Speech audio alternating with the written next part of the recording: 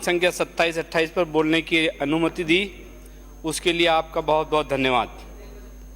सबसे पहले मैं अपने विधानसभा क्षेत्र की डिमांड से शुरू करता हूं कि मेरे विधानसभा क्षेत्र में एक सैटेलाइट हॉस्पिटल बनकर तैयार है। मैं मंत्री जी से आग्रह करना चाहता हूं कि उसके अंदर जो पद सृजित हैं, डॉक्टर्स लगाकर उसको जल्दी से जल्दी चालू किया जाए।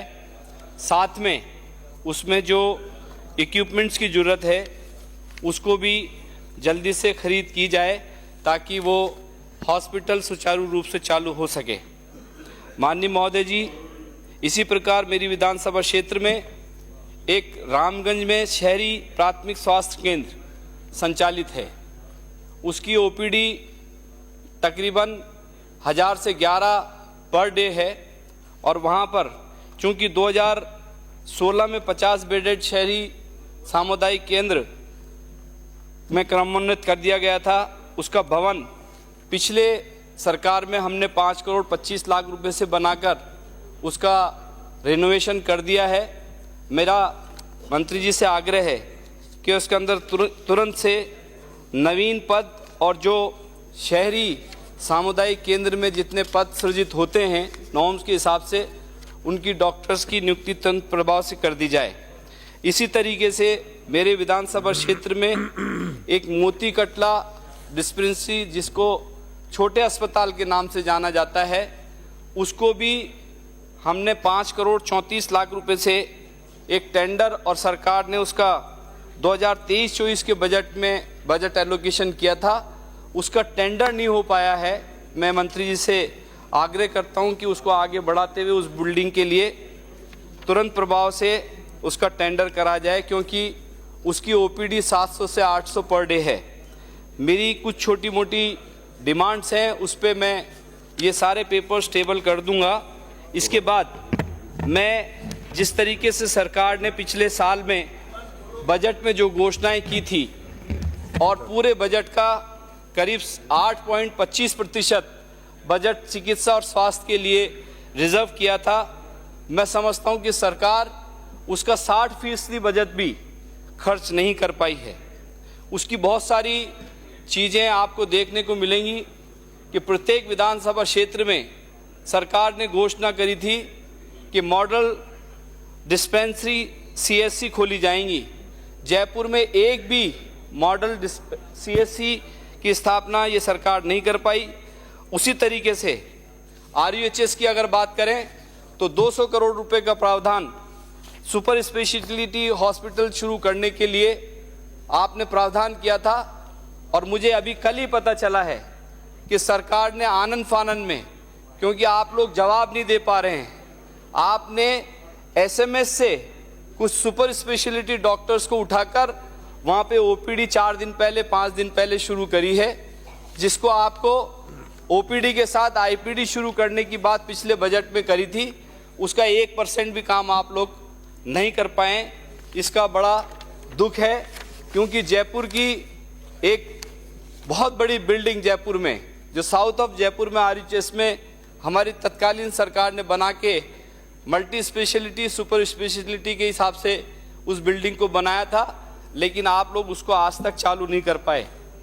उसी तरीके से एक आईपीडी टावर की एसएमएस में एक महत्वाकांक्षी योजना हमने शुरू करी और आपने सरकार में आते उसको रोक दिया। रोकने के 1 साल बाद आपको ये होश आया, समझ आई कि ये तो जयपुर की जनता नहीं, पूरे राजस्थान की जनता के लिए एक मील का पत्थर साबित होगी। आपने उसको शुरू किया और पिछले बजट में 200 करोड़ रुपए का आपने 1200 बेडेड के लिए इसमें घोषणा करी थी कि इसके अंदर हम इक्विपमेंट्स खरीदेंगे, संसाधन खरीदेंगे। लेकिन बड़ी गंभीरता और चिंता के साथ में मैं आप सरकार का ध्यान दिलाना चाहता हूं कि न तो आपने उस 1200 करोड़ रुपए में से 12 रुपए खर्च करें, न इक्विपमेंट खर्च कराया, नहीं आज तक आप आईपीडी टावर का आप शुरुआत जो करी थी, जिस मंतव्य से सरकार ने करी थी, उस ओर आप अग्रसर नहीं है। मेरा आपसे आग्रह है कि इसको गंभीरता से करें। इसी तरीके से पिछले बजट में जयपुर के बच्चों के लिए, नवनिहाल बच्चों के लिए आपकी सरकार ने 22 करोड़ रुपए का centre of excellence for medical genetics की घोषणा की थी। आज तक आप उसमें कुछ कर नहीं पाए। लेटेस्ट पोजीशन यह है कि आप उसके अंदर न लैब की व्यवस्था के लिए जगह चिन्हित कर पाए, न उसमें कोई काम कर पाए। इसी तरीके से एसएमएस अस्पताल में भी आपने पिछले बजट में घोषणा करी थी कि ईएनटी विंग खोलेंगे, आपने आज तक वो ईएनटी विंग भी नहीं खोली। बड़े दुख के साथ कहना पड़ रहा है कि इतना बड़ा हॉस्पिटल, और आज मैं मंत्री जी से आग्रह करना चाहता हूं कि अगर कोई गंभीर रोगी आंख का आ जाए, जिसको तुरंत प्रभाव से आंख का ऑपरेशन अगर कराना है, तो वहां अगर आपको ऑपरेशन कराने के लिए डॉक्टर से बात करनी पड़ेगी तो 1.5 महीने का टाइम। सभापति जी, जिस आदमी की आंखें चली जाती हैं, जिस आदमी की मोतियाबिंद बिगड़ जाता है, उसके ऑपरेशन के लिए आपकी सरकार 1.5 महीना ऑपरेशन के लिए ले रहे हैं। करोड़ों लाखों रुपए की बजट की बात करते हैं। मैं समझता हूं कि ये भी एक चिंता का विषय है कि लोगों के गंभीर रोगों के इलाज के लिए आपको इस पे ध्यान देने की आवश्यकता है।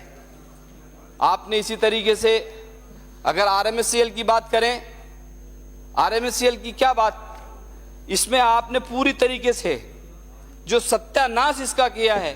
उड़ान योजना जो आप बात करके सरकार में आए थे कि महिलाओं के साथ अत्याचार नहीं सहेगा राजस्थान, और आपने क्या किया कि 1.5 साल से, जब से आप सरकार में आए, 1 रुपए का सैनिटरी नैपकिन आपने नहीं खरीदा, एक टेंडर आपने नहीं खरीदा, एक टेंडर से आपने उसकी खरीद नहीं करी। जितने भी सेंटर्स हैं, आंगनबाड़ी सेंटर्स हैं, उसमें आज हमारी बहन बेटियों के लिए एक भी नैपकिन अवेलेबल नहीं है। बड़े शर्म की बात है कि आप महिलाओं के उत्थान की बात करते हैं और आपने 14 महीने में एक भी खरीद नहीं करी। इसी तरीके से आरएमएससीएल में मैं मंत्री जी से पूछना चाहता हूं कि रेट कॉन्ट्रैक्ट क्यों नहीं हो रहे। आपके कॉन्ट्रैक्टर्स जो सप्लायर्स थे, कॉन्ट्रैक्ट सप्लायर्स थे, वो गायब हो गए। वो आपको सप्लाई देने को तैयार नहीं है। आपने 1-1 साल से उनका पेमेंट रोक रखा है। दवाइयां आप नई खरीद नहीं पा रहे। इसी तरीके से मैं कहना चाहता हूं कि 2011 में जब हमारी सरकार थी तो हमने मुख्यमंत्री निःशुल्क दवा योजना प्रारंभ की थी, और इस योजना का पूरे विश्व में इसका प्रचार प्रसार हुआ और उसके पूरी दुनिया ने इसको सराहा। भारत सरकार ने भी इसको अडॉप्ट करा और कई स्टेट्स ने इसको अडॉप्ट करा। लेकिन दुख के साथ कहना पड़ रहा है कि निःशुल्क दवा योजना के टेंडर की शर्तों में जब से आप सरकार में आए हैं, आपने जो मापदंड चेंज करें, जो बदलाव चेंज करें, 32 दवाइयों के लिए तो आपके पास अभी तक कोई टेंडर में पार्टिसिपेट करने नहीं आया। 141 दवाइयों के लिए सिर्फ एक कंपनी आई है, और 2024 में कम से कम 121 दवाओं के सैंपल आपके जांच में फेल हो गए। आपने उन दवा मैन्युफैक्चरर्स पे कोई कार्रवाई नहीं कर पाए। यह आपको गंभीरता से विचार करना पड़ेगा। इसी तरीके से आरजीएचएस, अगर आरजीएचएस की बात करें, जो पेंशनर्स हैं, जयीफ हैं, बूढ़े हैं, रिटायरमेंट जिनका है, बेड रिटर्न है, जो बेड पे अपनी दवाइयां लेते हैं, उनके आपने मापदंड चेंज कर दिए। दवाइयां नहीं मिल रही, समाचार पत्रों में खबरें आ रही हैं, बीमा कंपनियां भुगतान नहीं करी। आपको हेल्थ सेक्टर में जिस तरीके से आपने हालात को बदतर किया है, जनता आपको माफ नहीं करेगी। आपको सोचने की जरूरत है कि हमारी सरकार ने जिस तरीके से, अभी मेरा टाइम बाकी है, 1 मिनट, मुझे 12 मिनट के लिए बोला गया है, अभी 8 मिनट हुए। 1 मिनट में अपनी बात मैं समाप्त करें। मंत्री जी से आग्रह करना चाहता हूं कि आपको, आपकी सरकार ने कैशलेस जितने भी काम हैं, सुविधा का लाभ मिल नहीं रहा है, बीमा कंपनियां भुगतान नहीं कर पा रही, दवाई विक्रेताओं को। दूसरी बात, जितने भी दवाई विक्रेता हैं, क्या आपने इनके सेंटर्स को चेक किया किस तरीके से ये दवाइयां, नकली दवाइयां बेच रहे हैं? मैंने अभी बताया, आप कोई कार्रवाई नहीं कर पाए। मैं आपसे कहना चाहता हूं कि इस और आपको गंभीर होने की आवश्यकता है। एक लेटेस्ट उदाहरण देता हूं, एक लेटेस्ट बात और सुनिए। आदर्श नगर विधानसभा क्षेत्र और किशनपुर विधानसभा क्षेत्र में एक तो जामडोली में सीएससी है, एक जाजू डिस्पेंसरी है, ब्राजी इन दोनों के अंदर एक्सरे मशीनें पड़ी हुई हैं नई खरीद के, हमारे टाइम पे खड़ी थी।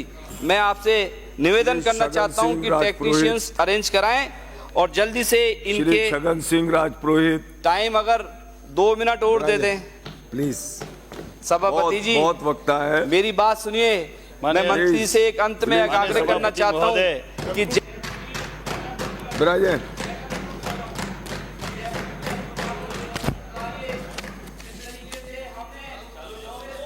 माननीय सभापति